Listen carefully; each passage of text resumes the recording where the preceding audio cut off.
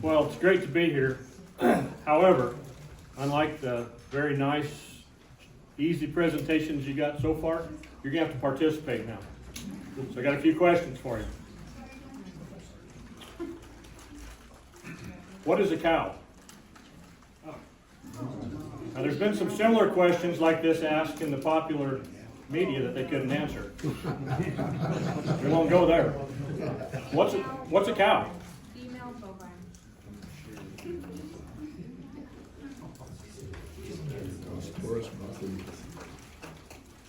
What else?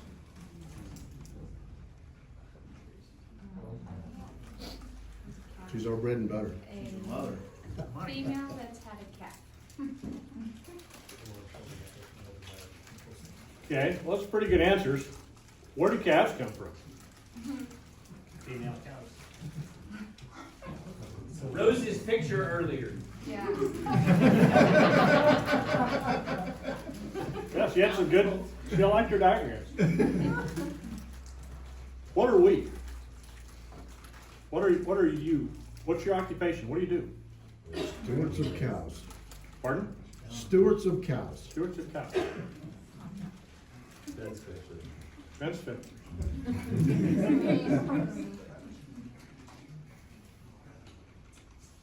So would it be safe to say that cows are calf factories?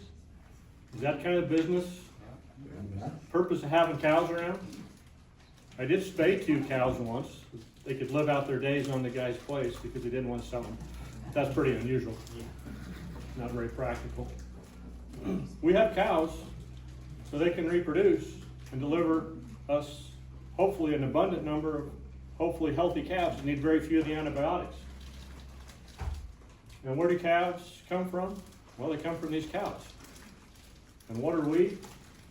So I realize that in this part of Wyoming, this could be close to fighting words. If I said something about farmers. But are we? Are we grass farmers? Yeah. Are we trying to take one of the most abundant, most coarse, generally difficult to utilize forages and turn it into the most premium, highest priced protein in the marketplace? So we're basically farming grass with our cows through good stewardship practices, as you mentioned, to raise calves.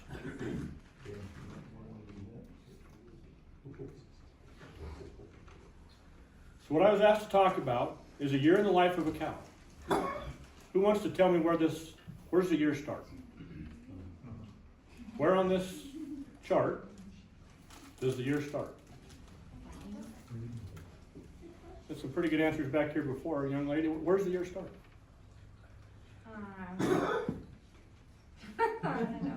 Doesn't matter, does it? No, it doesn't. Doesn't matter. It's a continuum. So just for sake of argument, I guess it matters when you get the cows. I'm going to start at pre-breeding, because as I thought about this, I thought, where's the rubber really meet the road? Well, everywhere. But for what we want to talk about, for things we can control, for things we can change, things we have the ability to affect, I think we have the greatest opportunity in the pre-breeding space. And then we can work our way around from breeding, whether we use bulls, summer care, pre-weaning, market our calves, preg check our cows, sell the cull cows. Then we get into winter feeding. Of course, you got fence fixing in there all year round. Ultimately, calving, we're back. So you're in the life of the cow. Who knows what that means? Primum non nocere. Besides Dr. Kevin and maybe some of his staff and Greg. Who knows what that means? I like the answer that was given about being stewards and about stewardship. This lines up with that. Does anybody have a guess? Want to guess what that means? What are we charged to do as graduate veterinarians? What's part of our oath?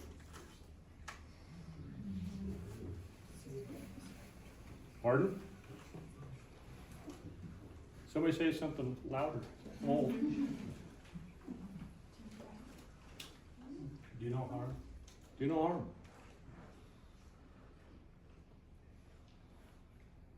Excellent. So, above all else, do no harm. When we think about antibiotic choices, when we think about where you give a shot, when we think about caring for our animals, we think about feed and water, we think about vaccines, how many should we give, where should we give them? Is there such a thing as too much? Could we give too many vaccines to a calf on one day? Absolutely. Then what happens to the whole effect of that day? We can downregulate it to the point of almost negating what we set out to do as good. So I love effective cattle handling. It's one of my passions in life. I love good stockmanship. Sometimes I like to go do things just by myself, just to see if I can get it done. I'm sure some of you are that same way. So, you need some help? No. I got this. I'll get them together. But do we oftentimes kind of just fall into a rut and routine? One of the things that Dr. Kevin and I talked about is nothing that you hear today, no silver bullets for antibiotics, right, Dr. Kevin? No simple fixed vaccine protocol. If there was, Greg would have little business cards, and it'd be on there in fairly big print and say, here's how to vaccinate. But it's not that simple. Every one of you has unique challenges. Every one of you hopefully will be challenged by being here today. And I really want to commend you for being here. This is awesome. What a great room. If you take away one thing, if you take away two things, that'll be great. You may see something today and go, I am not doing that. Perfect. You may see something and go, I wonder why anybody would do that. That's a great question to ask. Why would they do that? Should I ever do that? Under what circumstances? So these are not a cookie cutter thing, these protocols, these ideas. You're maybe very similar to your neighbor, you may be very different, likewise with people in the room. But hopefully there's some basic principles. I thought that was a fantastic antibiotic stewardship talk. And hopefully there's a principle in each of these talks you'll be able to take away. So we'll talk about 3 different types of interventions. One would be insurance. Now none of us really like insurance, but hopefully the type of things we do with insurance in the beef industry is not as painful as what we do with our other parts of our life. What's a form of an insurance intervention? Good vaccination program. Good vaccine, trying to prevent disease. Dr. Kevin, we talked about life-saving. What's an example of a life-saving intervention? Great testing. Drug testing, we talked about premium antibiotic. You have a sick calf with pneumonia. If you don't successfully intervene, that calf might die. Scouring calf, fluid rehydration, that's life-saving. You do it all the time. And ultimately, we talked about performance, about tools that increase efficiency, about techniques or products that have a return on investment. So keep those in mind as you hear these things, but understand that I get it. Each of your operations is unique, and certain things may or may not apply to you. When we talk about pre-breeding, who are veterinarians always beholding to that just drives us crazy? Nutritionists. Nutritionists. Anybody ever been in a feed yard when the vet and nutritionist were there the same day, or the dairy or whatever? It's almost good entertainment, right? It can also be very, very positive. When I consulted with feed yards, we tried to have at least one time a year that the nutritionist and I were there and both had time to work together, because it can be very positive. So whether you're talking about beef cows on range, pre-breeding, replacement heifers in a dry lot, pre-breeding, nutrition is key. How easy is it to control nutrition on range compared to when we lock, say, heifers up to develop them? How many of you use the services of a nutritionist? How many of you are too embarrassed to raise your hand because you're shy, you don't like to?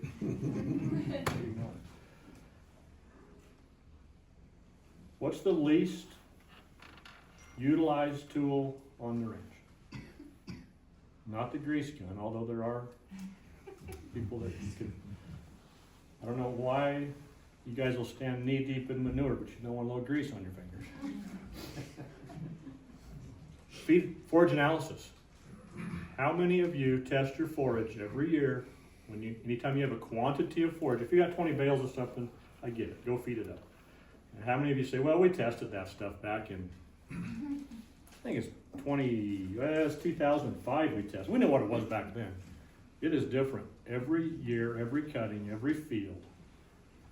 And if you don't know that, you're giving up the opportunity to market something that you could replace with something else, or you're missing the opportunity to supplement to get ideal or optimal results. But what's the one that probably none of my clients gave a nickel's worth of thought to in regard to nutrition? We manage our breeding stock largely for our convenience. We turn out when we're out of hay. We turn out when we're tired of feeding. We turn out when the lessor will let us on the place, or we turn out when we need to do whatever. So this was actually, you might say, 4 replicates. This study was done 2 different years, and each year it was done in Wyoming and at Purdue. And they looked at the effect of post-breeding nutrition on replacement heifers.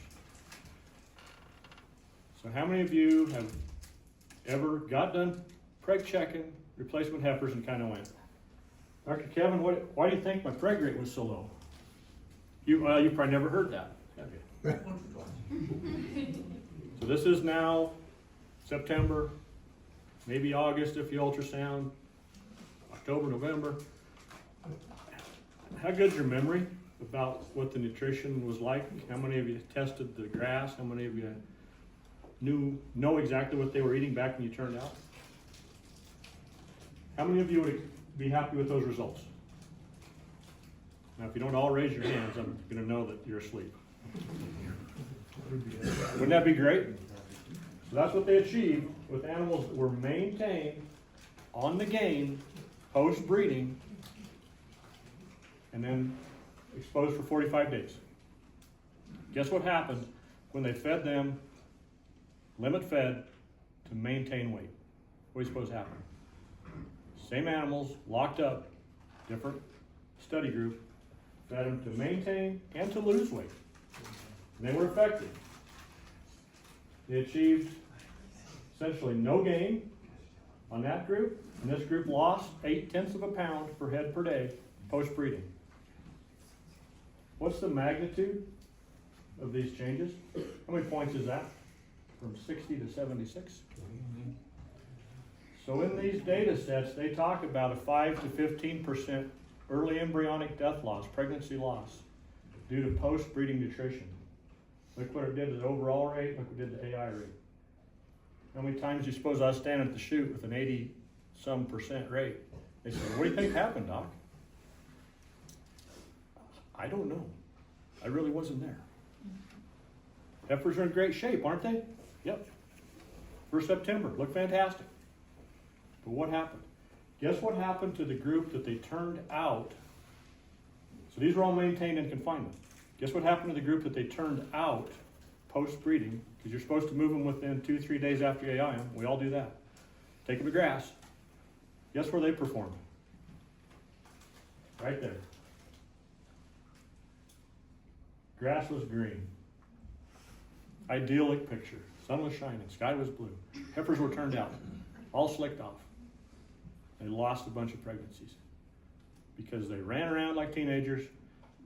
You call the grass what you want, washy, whatever. We know what happens to calves and their growth rate when the grass hardens up in the fall. How many of you want to live on a steady diet of Jell-O? That's what springtime grass is like. Just watery. And they really haven't learned to eat in a lot of cases because we weaned them, we confined them, we fed them, we grew them, and we turned them out. And their nutritional knowledge is much lower than cattle that we grow outside all winter. They learn how to eat. So, a lot to be said there. Let's fast forward to vaccinations, replacement heifer vaccination. I'm going to say that we draw this red line.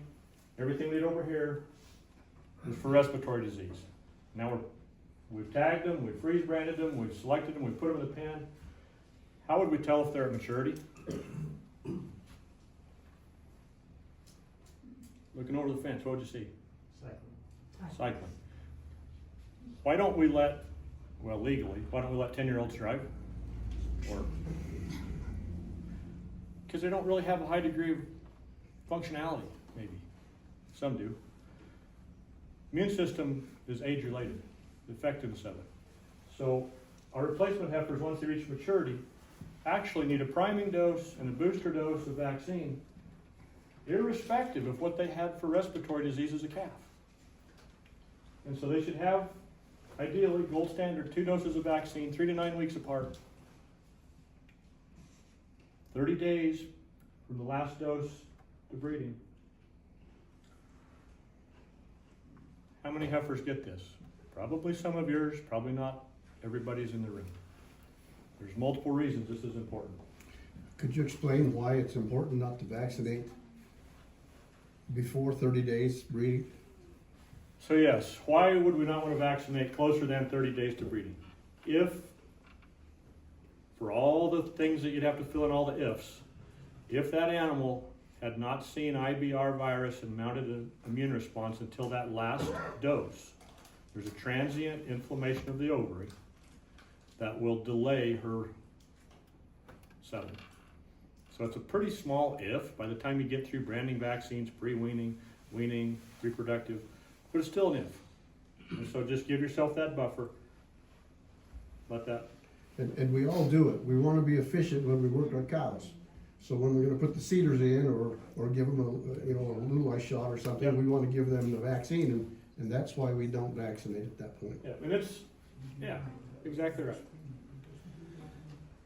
So same thing here, we look at the year in the life of a cow. Why do we want our vaccine protection in these heifers to be ramped up right here, right ahead of breeding? Well, we heard about venereal diseases. There's others besides trick. We want to cover that. What's the biggie? DVD. You want to protect for that. When we renamed or named this product, we weren't smart enough to call it PregGuard Plus. Everybody says, well, Bovishield, that's not for cows, that's a calf vaccine. But this is the full complement. Bovishield has a BRSV protection. Cows are the reservoir. Calves suffer from this. They have just transient infections throughout the summer. They aren't clinically ill to the point that you go doctor them, but their performances suffer, and it's a drag on performance. We've documented that by looking at the titers of non-vaccinated cows and their calves' serological measurements, and their BRSV titers are gradually increasing over the summer due to exposure, repeated incidents. So it's important to have a full complement of vaccines in there at the right time. If we set cattle up correctly, and this is where, talk to your veterinarians, if they're properly primed, we can use vaccines like the big Bovishield combo when they're pregnant. If they're not properly primed, look out. That can be a big disaster. If we vaccinate here, where do we need the coverage? Do we need it in late gestation? Maybe for lepto. So if we're going to vaccinate cattle for our convenience at preg check time, we better use a product that has proven duration of immunity. We've got that data. If you want to see it, we'll show it to you. I don't want to be the vet that showed up that disparaged the competition, but I got to show you the scientific results of a study. If this is our calf factory, and I don't know what kind of insurance they had in those days, probably nothing. But we don't want that to happen to our factory, right? We don't want a disaster. So let's talk a minute. Somebody tell me, make up a story for that calf. Tell me what you think of that calf. Tell me about his mom. Tell me about his phenotype.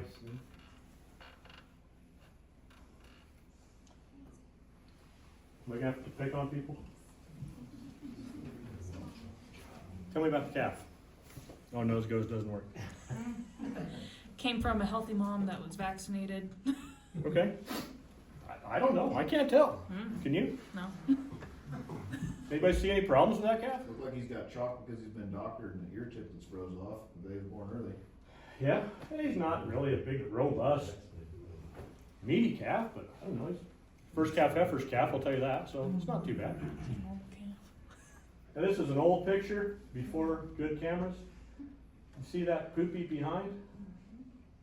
See how really thin that calf is?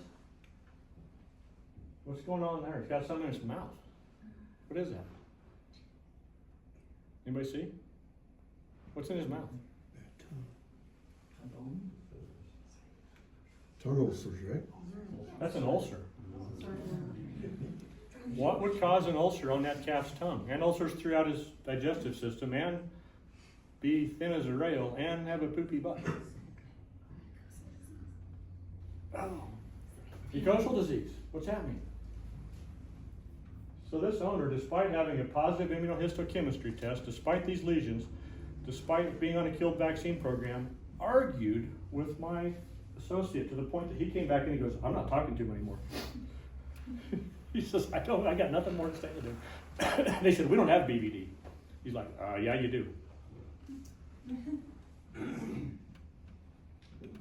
So BVD is a big darn deal. It starts out and you just kind of have a little bit maybe of a decreased preg rate, maybe a few more calves that don't respond to treatment, maybe an abortion or two you can't explain. But when it hits its peak, once it spreads through the herd, and I've had several herds we've worked up that have had this happen, it is cotton picking ugly. And when you got 15 calves in the Brandon pen that look just as good as that last calf, and the rancher says, well, what are you going to do with them? What do we do with them? Well, you could test them too. They were all positive. Oh, they were all. They were all positive. PIs. Okay, sounds good. So Jeez. we had 15 PIs standing in the pen, persistently or permanently infected. They got infected in utero, roughly day 40 to 140. They're an AIDS baby, if you will. A little bit of a graphic representation. They're never going to get better. When a feed yard manager I worked for argued with me, he says, we're putting those 22 head in that pen on that place we bought where John used to keep his bulls, and we're feeding these 800 pounders. We're not euthanizing them. When we sat down after the last one went on the truck, and about 6 of the 22 went on the truck, and about 16 of them had died throughout the feeding period, he goes, well, guess I should have listened to you. Guess we should have euthanized them. It's not pretty. It's a big deal. And this is insurance that works, documentably works. So BVD is a big deal. I can't see it. You can't see it. We need to protect for it. This is the factory. I've spent a lot of time talking about this as my talk because I'm very, very passionate about vaccinating your herd properly. This is a huge deal. So the disparaging part, there's a vaccine that's really convenient, that's killed, that gives a lot of people a warm fuzzy feeling that they vaccinated their cows. This study, they had 4 treatments, and these calves got 4 doses of vaccine. They got 2 ahead of my red line, pre-weaning and weaning, weaning and post-weaning. Then they reached maturity, and they got 2 more doses of their respective vaccines in these 4 treatment groups. One of these treatment groups was a killed vaccine. Then they were bred. Then, unlike any of us would go do today, they said, okay, let's challenge them. Let's drive the pickup into the arroyo and total it. And then we'll call State Farm and say, hey, Jake, how's my coverage? It's a challenge study. They purposely expose them to the disease to see if they're protected after you vaccinate them. So 4 doses, the vaccine, then a challenge, then we measure the results. So what happened in the negative control group? No vaccine. 10 out of 10 PI calves. Is that a strong challenge or a weak challenge? Pardon? It's a good challenge. It's a good challenge. If you have a study with a weak challenge, you just shrug, go, I don't know. It's a good challenge. 2 modified live groups, 0 and 0. Modified live vaccine worked. Very convenient killed vaccine, 2 out of 18, which is not a big deal, is it? Just 2 calves. out of 18. How's your math? What percent is that? What percent is 2 out of 18? Roughly. 10%. Yes, 10%. So who could stand 10% PIs 1 year if you had a challenge? How could you get a challenge? Anybody have a neighbor? Anybody have a bull get in or cow get out? Anybody have somebody bought something at a sale barn? Anybody have grazing associations? Anybody have national forests? Anybody have, need I go on? No significant difference in abortion rates. They didn't see anything different. These calves were persistently infected. They were BVD PIs. Please don't fall in that trap. Your factory is too important. Your livelihood's too important. Your profitability. The only way that Dr. Kevin stays in business, the only way that I get to keep working for Zoetis is if you're profitable. This whole system begins to implode if you don't do well. We want you to do well. We can't afford that. That's a PI calf from a PI dam. 20 head of purchased heifers. First they had a couple dead calves, abortions, and they had a couple they couldn't treat. This was about the 5th or 6th one out of 20. These things tend to happen in pockets. The first set of heifers I bought to breed 20-some years ago came from a pocket in Wyoming where there's huge killed vaccine usage, and I had PIs in that group of heifers I bought. Don't fall in that trap. So what is right is not always popular. What's popular is not always right. So other considerations. As we talk about breeding, we have other tools. We have what? Somebody name another tool we have in the breeding space. Name a tool. AI. AI. What else? The leaky coffee cup. Embryos.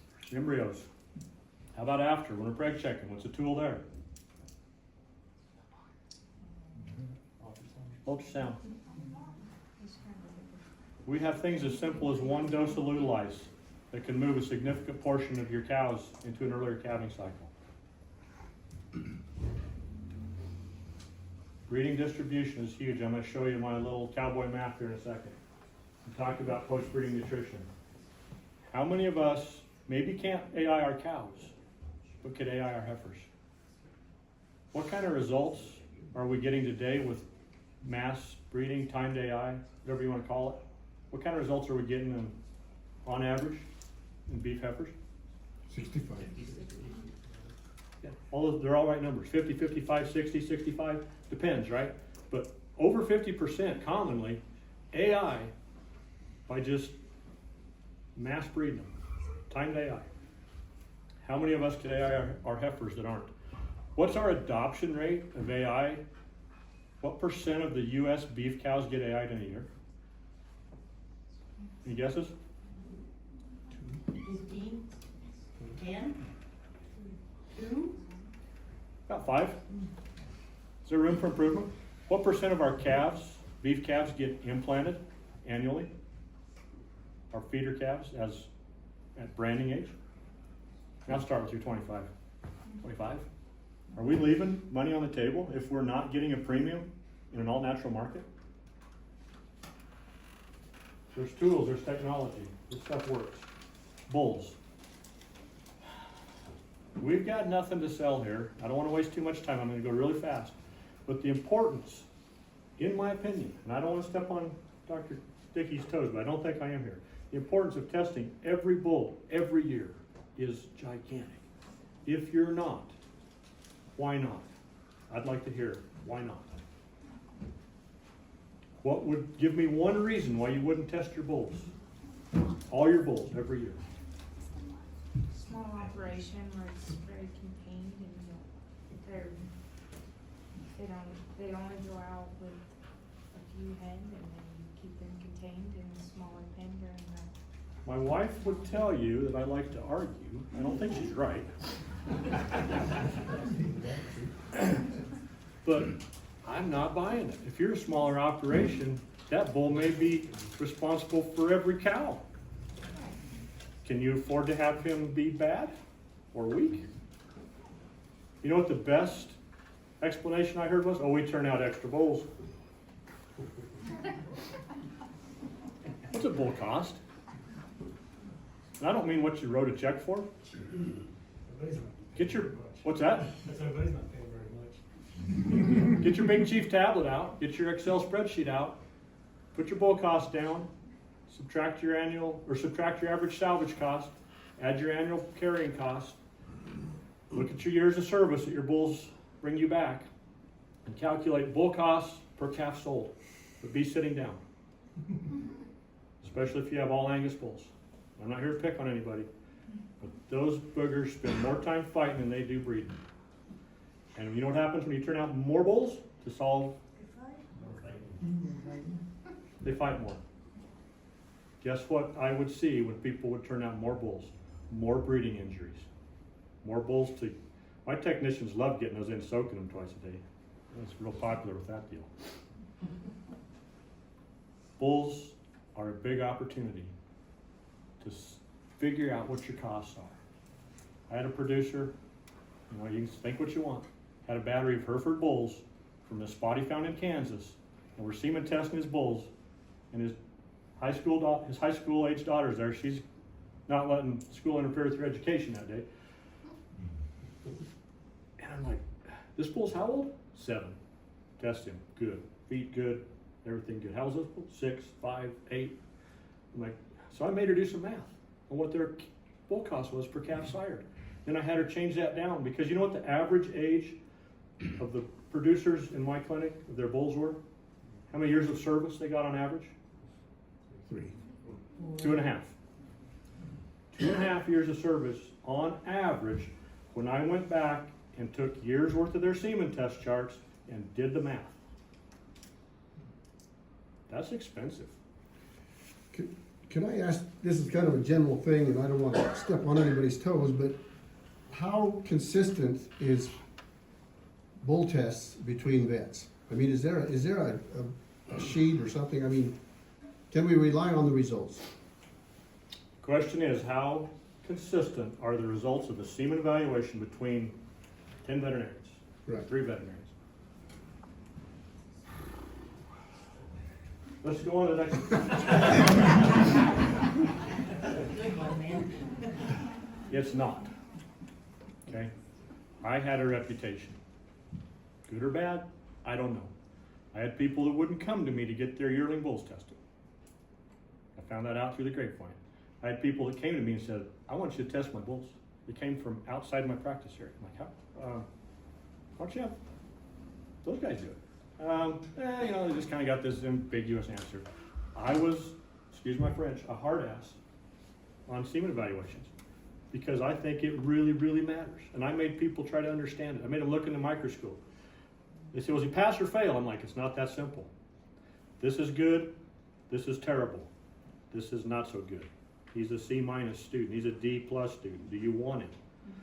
Well, he's about 6 years old or 5 years old. Is he dominant? Yeah, he's a fighter. You don't want him.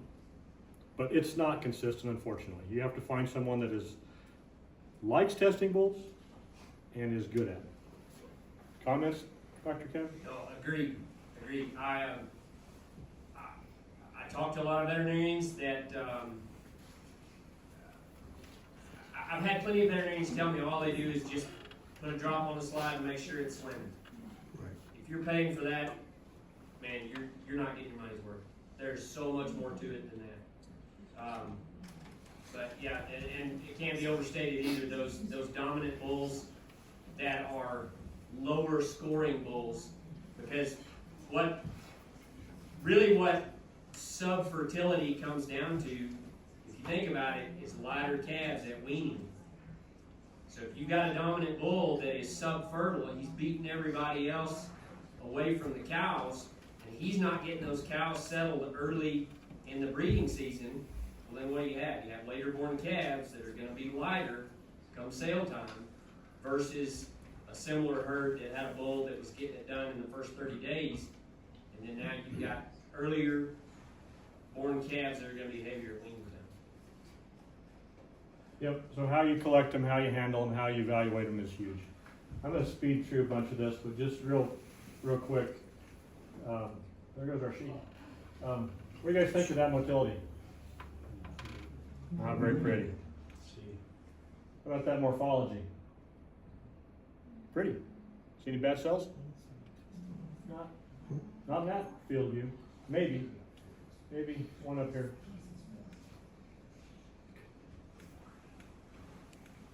How about that motility?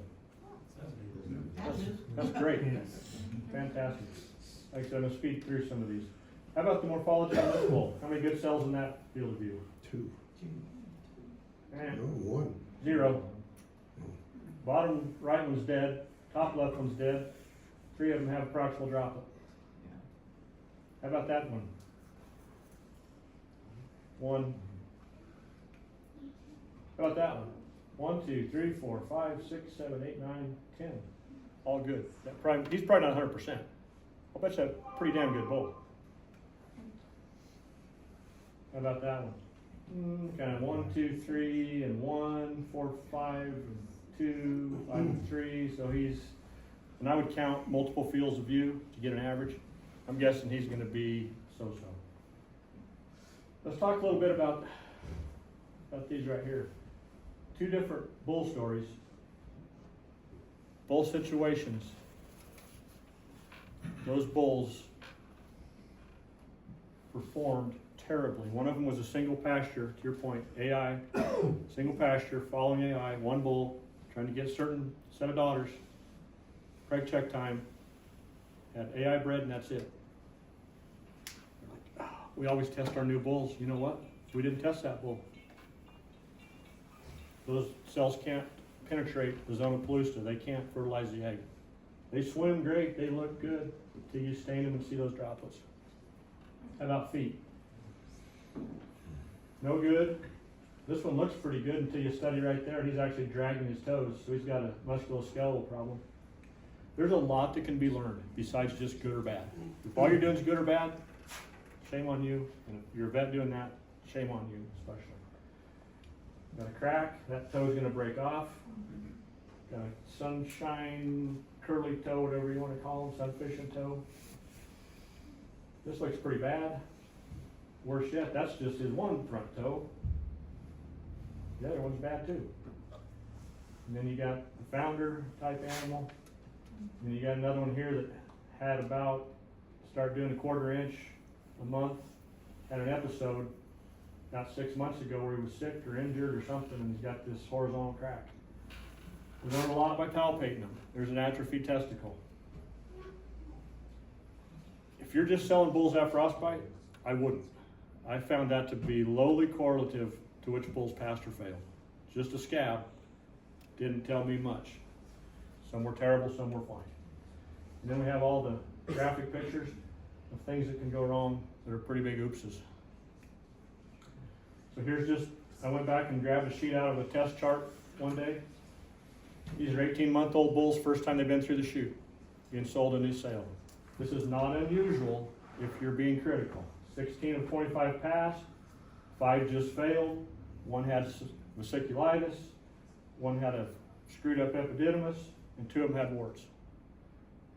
You're not real popular when you do this, and you ding 9 bulls out of their sale. I felt an obligation to the buyers. I felt an obligation to the seller. That's their reputation. So, spend a lot of time on that. Let's talk about branding. Greg's going to get into the specifics of what vaccines we use where. And I should have checked with Dr. Kevin on this before I just offered it, but I'm going to offer it anyway. For those of you in the room, just because you're here today, the clinic has offered to pay for all your medicine costs for the year if you do one thing. And he'll work this out with you, make a little contract. What's that one thing that will incite him, encourage him, allow him to pay for all your medicine costs? I told you 25% of us do it. Implant what? Yes. At branding. So we add this all up. Today's prices, and this includes 2 doses of Valcor. This is a dose of Valcor in the calves at weaning. Goes to Valcourt and the cows, kind of expensive, big ticket items. You're at $40.69. Implanted calf gains 19 pounds on average. What's that worth this year?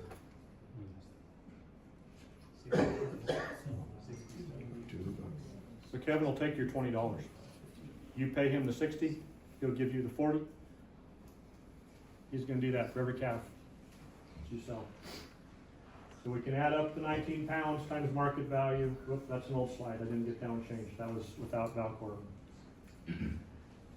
Some of us have opportunities. I said this isn't cookie cutter to handle calves after branding, but in the spring. AI time, whatever. We can talk about the advantage of moving deworming. We can talk about the need for a supplemental respiratory vaccine. Did you know that AI causes respiratory disease in calves? Why is that? Stress, commingling, sorting, dusty pens, all the things that happen when we screw with cows and calves. But there's opportunities there. That can be a great time to deworm, great time to green your ass like that, great time to implant, time to give a respiratory booster that really gives you coverage for the summer. So parasites. Calves have parasites. We have resistant parasites. We're not going to spend a lot of time talking about it, but Valcourt, our new dewormer, combination therapy. Combination therapy is the answer to resistance, not rotation. Look what the contribution of juvenile worms is from calves compared to cows, compared to what's on the pasture from winter. When we can get an effective springtime vaccination in these calves, it's worth pounds and health. So here's a takeaway. Here's something, if you're not doing this, everybody in the room can say, I know how I could do that. As we talk about vaccinating calves, branding, post-branding, pre-weaning, fall, cows doesn't matter. Keep your stuff separate. And here's one a lot of people don't think about. And they're like, yeah, we got the syringes covered. A lot of people don't realize you got to keep your transfer needle straight, because that same cross-contamination messes up a syringe, messes up a transfer needle. We've got other technology today. This is my setup that I use because I have so much leased ground that I can't afford to have corrals everywhere. We've got technology that allows us to do stuff like giving cows a shot on day 5, like pre-weaning. And I realize if you're in the forest, I get it. You can't go get those cows. But there's cows that aren't in the forest. We've got opportunities to add value. And if we add value to those calves, that's fine. What else are we potentially elevating or maintaining with good pre-weaning vaccinations in our calves? What about our reputation? When I was in the feed yard manager's office one day and the phone rang, his order buyer, he said, hey, you want those Faxon calves? He goes, Faxon calves, just a minute. I'd be 10 back on those. What do you mean? Why did he say that? He's $10 off the market on that set of calves because he knew what the health and performance of them was. Are you going to get a premium for pre-wean vaccinations?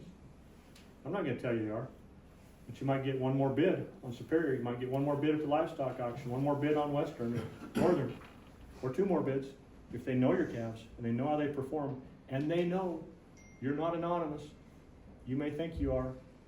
They know who you are. Post-weaning,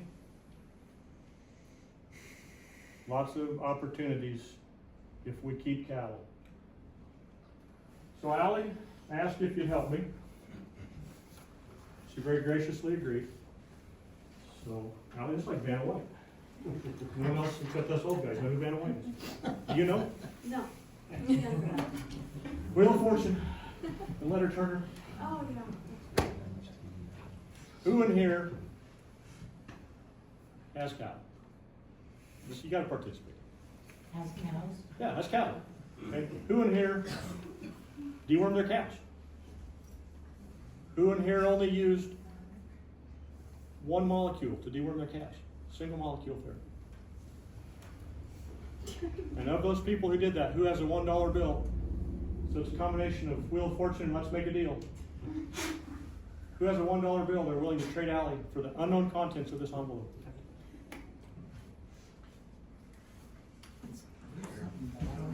Where's another bill? Oh, got one in the back. Do you want to trade? You want to spend $1 for the envelope? Okay. Al, you think this is a good deal? I think this is a great deal. What's in the envelope? Stand up so we see it.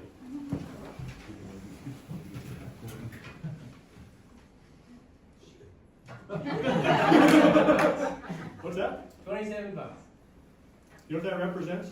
That represents the 9 pounds of additional weight gain we show in 56 days between Valcor and Ivermectin injectable. You know what that cost you?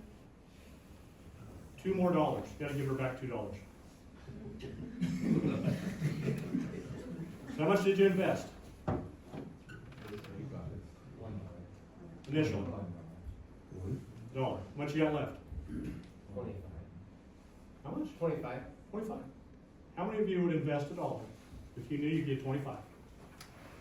That's the value of deworming calves with Valcor in the post-weaning space, whether you're, or the pre-weaning space. If you're gonna sell them in 45 to 50 days, or if you're gonna wean them at home and grow them and sell them. You get to keep that, by the way. Thank you. Was that study done down south, or where was that study done? That was an average of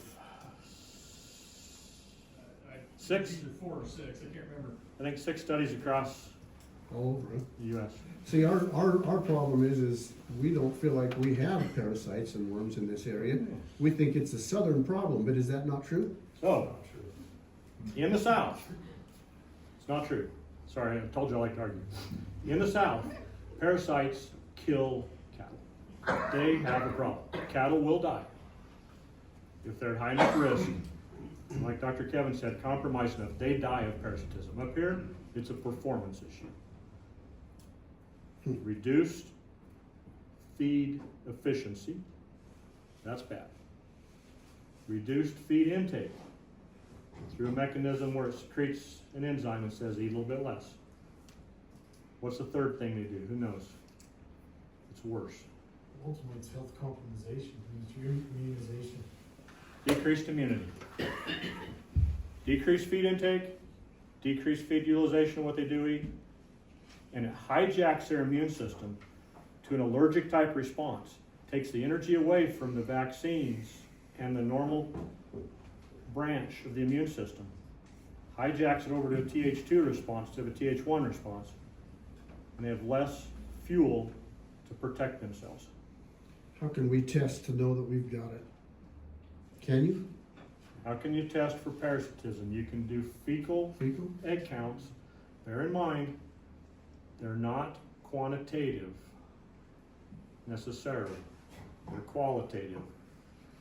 Cattle, different cattle in the herd have different degree of shedding. I could show you a graph of some work that we've done, 2 graphs of work we've done recently, and see the range of degrees of infection. So about 80% of worms are shed by 20% of the animals. You got high shedders and low shedders, and it's cyclical based on environmental conditions of how many we find on a given day. But if you find them, they're parasitized. Then it's a matter of figuring out, well, how parasitized are they? Well, probably more than the egg count shows because of cyclicity in which animal you picked. But if you do about 20 to 25 animals, you're going to get a picture of the herd. Give adequate representation. Now, if you go do them in a blizzard, you're going to get a really low result because those parasites somehow know what's happening outdoors. You test them on a nice warm spring day or a decent fall day, be pretty representative. So when we invest money in things like dewormers and implants and ultrasound and AI, we get money back. You glad you came to the meeting? Cool. Does that Valcor cover for lice as well, or do you still have to do a pour on for lice? So the question is, does Valcor cover lice? No.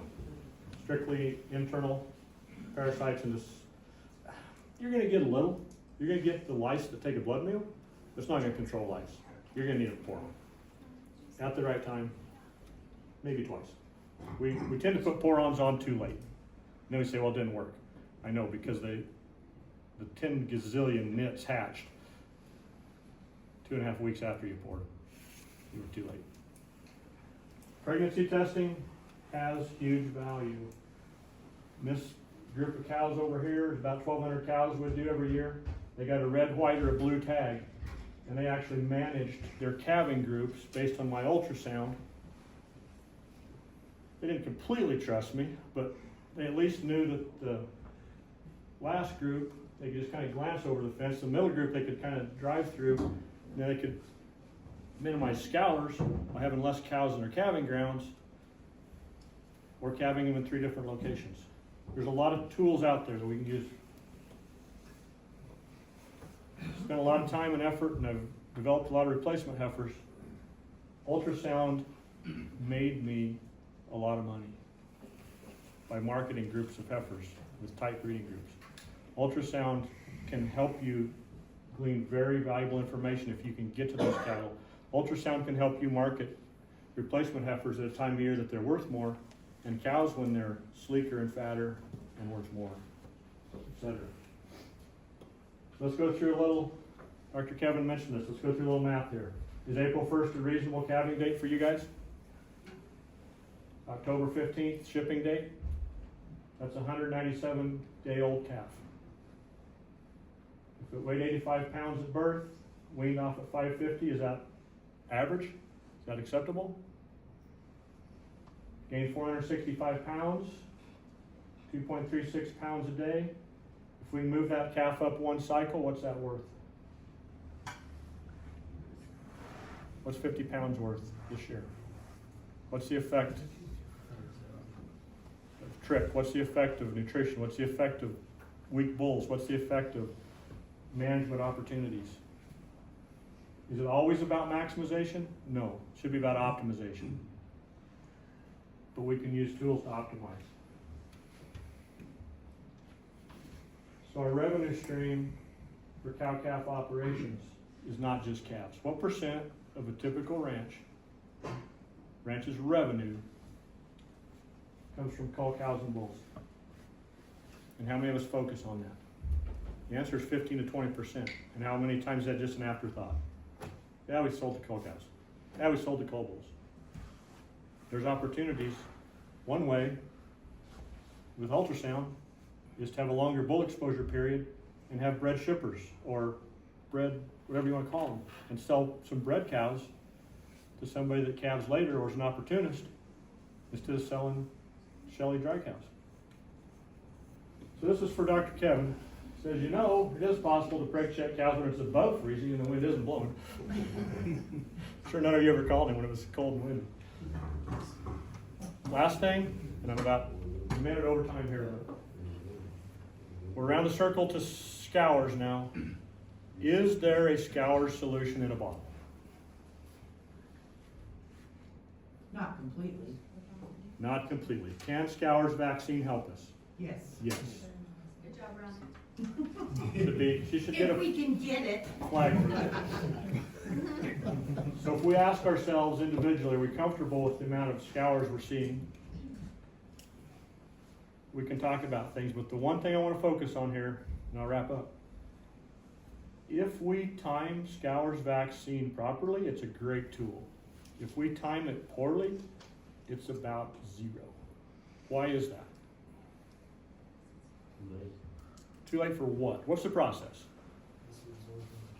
Got a vaccinated cow to prevent a disease. It can go into her through the blood into the calf. Excellent.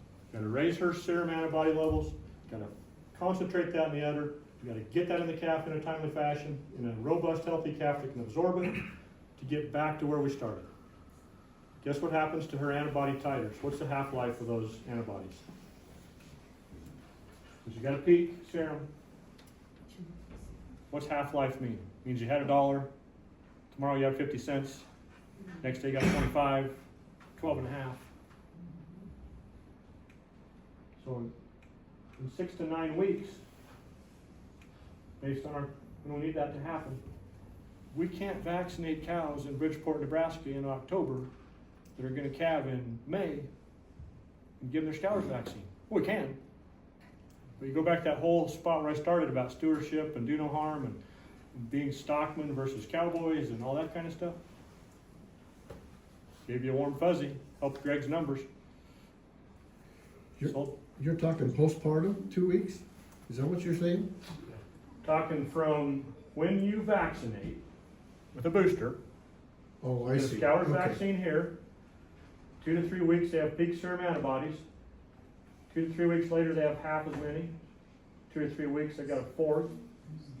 2 or 3 weeks they got an eighth. So if we do this in October and we start calving somewhere over there, didn't do any good. So in traditional calving system, we have our scour's lot. Calves look like that. One of the management tools that you can implement in part or in whole, it's a great complement to a scour's vaccine, is some variation of the Sandhills calving system. If you're not familiar with that, you want more information, come talk to one of us. Put your calf in the first period, in the first lot, move your heavies, move your heavies, move your heavies, leave your pairs behind. People say, we can't do that. Well, works really slick. It's plumb simple. So now we're back to birth. We completed our circle. Internal parasites, we talked about this. Parasitic drag affects the whole system. Use of an effective parasiticide, dewormer in the cows and calves, is the single best technology tool we have because it affects the whole system. It's not just magic. When we multiply a 90% effective product times a 90% effective product, we're seeing 99% efficacy behind Valcor. So what do we want to do? We want to protect our factory. We want to optimize production. We're going to do that by utilizing technology. One of the things that is the biggest opportunity we have in the cow-calf sector, because of its effect around the whole circle, is effectively controlling parasites. So, sorry, I'm 4 minutes over.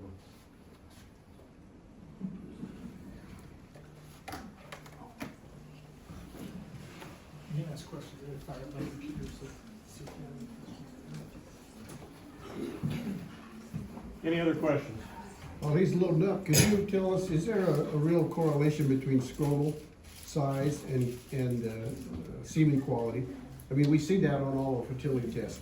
Is there a really tight correlation to that? Make sure I understand the question. Is there a correlation between scrotal size and semen quality? Right. When you're testing both. So I can only offer my opinion, and we might get into a healthy debate here between the vets and there, we'll see. I would say, so you guys understand the question, scrotal size and semen quality, not quantity. Quality. I don't think so. What say you? You know, I agree with you. The one thing that I put a lot of stock in on scrotal circumference is heifer maturity, because that has been shown to be correlated. That bulls with larger scrotal circumferences they sire earlier maturing heifer calves. And I think that's huge. Right, and I'm a math nerd and a science guy.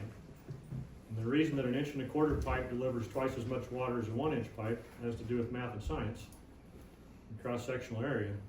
And when you start mapping that out for clients and you do a 30-centimeter bull and find cross-sectional area, and you do a 33 and a 36 and a 39, and you look at cross-sectional area and it's starting to go up 30%, 60%, 100%. Let's talk about daily serving capacity when a bunch of animals come in heat and some degree of cyclicity.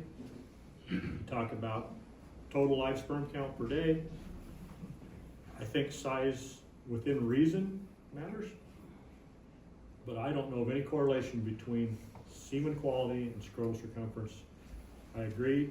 We know that early maturing bulls sire earlier maturing heifers, right? Is that what you're saying? Why do you ask that? Well, I looked at your slides and it talks about the fertility level of older bulls versus younger bulls. older bulls have bigger scrotums. So are they less fertile because they're of their age or because they suddenly got these great big testicles? You see what I'm saying? Mhm. Why do we have that contradiction in what we just learned? Older bulls have bigger scrotums, they should have better quality semen, correct? And a lot of them do. That set of Herefords I semen tested that day that were literally 7, 8, 9 years old, they were smoking hot. But Quality. yet you say the average age in our bulls is what?